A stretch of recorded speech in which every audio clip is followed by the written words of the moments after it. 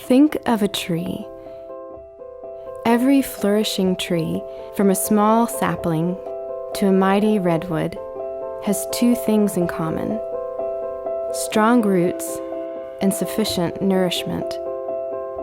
Without these things, trees wither and die.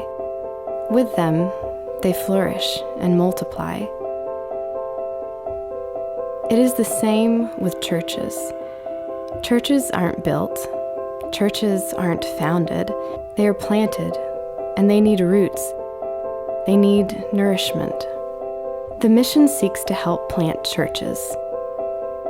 Churches rooted in the rich soil of the Anglican tradition. Churches nourished by the three life-giving streams of Scripture, Spirit, and Sacrament. It is by gleaning from the past that the mission leans into the future. I was really longing for an engagement with a faith that had ancient roots. To be Anglican means to be historically connected with the saints of old, and also to be globally connected with people from Africa, Asia, England, and in the States. The Anglican mission is focused on what I would call the three streams: the Scriptures, the Sacraments, and the Spirit, the Holy Spirit. And that is a key identifying mark of the Anglican mission.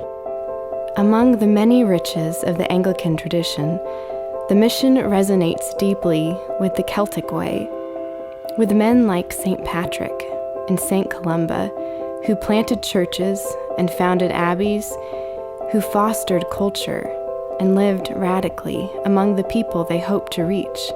Patrick and his band of missionaries would go in. They were sent on mission together. And so you might have 12 people move into a community together with diverse gifts, set up camp within a community, and earn the right to be heard.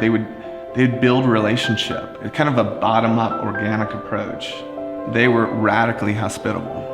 We find inspiration from that particular tradition within Anglicanism, the Celtic tradition. There was simplicity and intentionality to their approach, much like the design of a Celtic cross.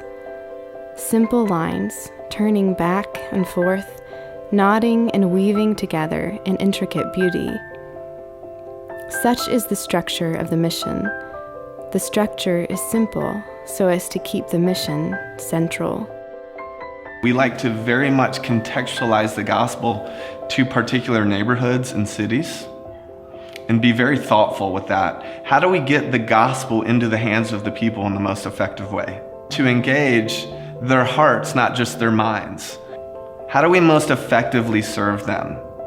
For those craving connection and community, the mission plants robustly rooted churches, churches obedient to the truth of God's Word, churches responsive to the movement of the Spirit, churches indebted to the riches of the past.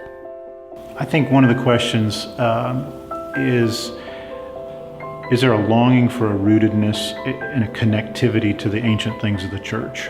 That's a well that you want to draw from. And on the other hand, is there a willingness and a desire to see that and take that, to contextualize that and apply that in new ways?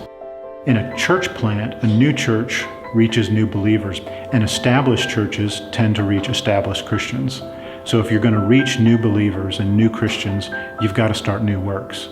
For those called to church planting, the mission invests in and resources leaders to plant churches indebted to history, but motivated by mission. Churches rooted in tradition, but empowered by the Spirit. I think faith always creates culture. Well, the Anglican mission has a real focus on developing leaders. We talk a lot about radical inclusivity and profound transformation. But we say people belong before they believe or even behave the right way. That's us. Let's go out and let's create something in the culture, creating culture, transforming culture. That is the DNA of the Anglican mission. We feel called to go into a city and create culture. And so we take that quite literally. We use the arts and images versus just simply delivering content. We've discovered that often God will place a call on someone's life, and in fact, He might say, follow me. So we try to follow Jesus into all sorts of places around the Americas.